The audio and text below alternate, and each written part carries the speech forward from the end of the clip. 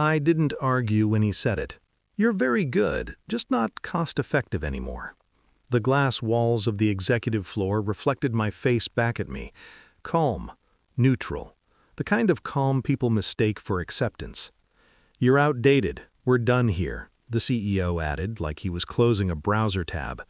I nodded once. Understood. That was the moment the retirement trust activated its voting rights. I didn't smile then. That came later. The security badge went dead before I reached the elevator. A small red blink. Final. Symbolic. The new hire stood behind the CEO, arms folded, wearing a suit that still smelled like the store. He smirked at me like a man who thought he'd inherited a kingdom because he'd been handed the keys to the front door. "I've got full access now," he said, almost to himself. I remember thinking how loud confidence gets when it's unearned. I shook his hand. Firm. Professional. "Congratulations," I said. "You've just lost your company." They laughed. I let them. I helped build this place when it was a folding table, 2 laptops, and a whiteboard with dreams written in dry erase marker. I wasn't just an employee. I was architecture. I designed the operational spine. I built the compliance framework that kept regulators bored. I structured the retirement trust that funded our early growth when banks laughed at us. Quiet money. Patient money. My name wasn't on the building. That was never my style. I preferred leverage to legacy. The CEO and I used to drink cheap whiskey after midnight launches. He'd talk vision, I'd talk execution.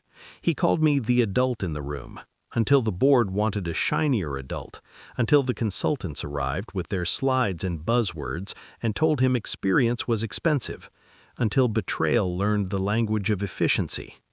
I didn't find out through rumors, I found out through numbers. Numbers never lie. They hesitate.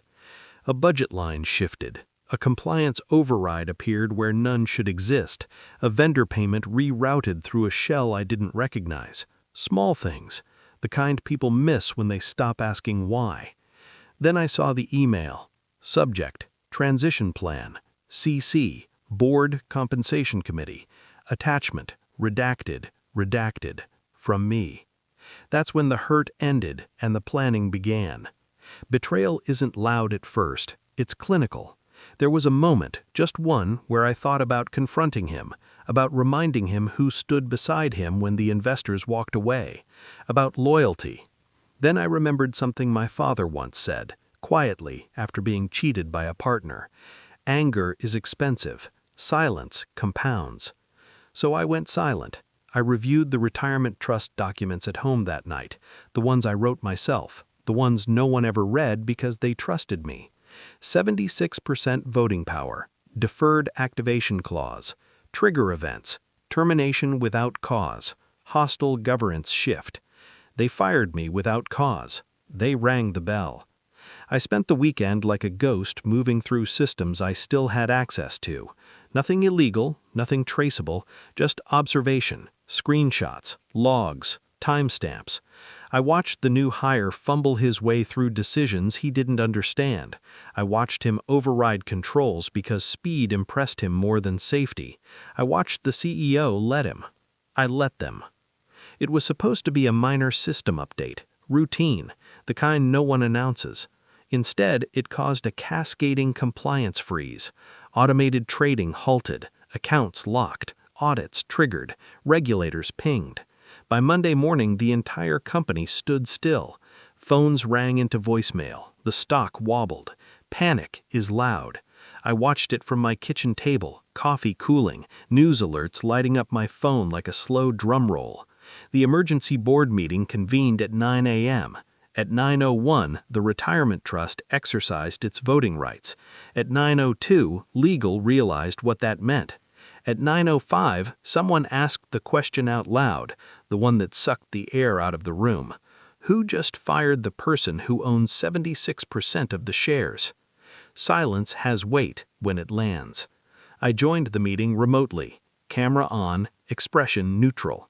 The CEO looked like he'd aged 5 years in 5 minutes. "You can't do this," he said. "I didn't," I replied. "You did. I just followed the paperwork." The new hire tried to speak. The board chair cut him off with a raised hand.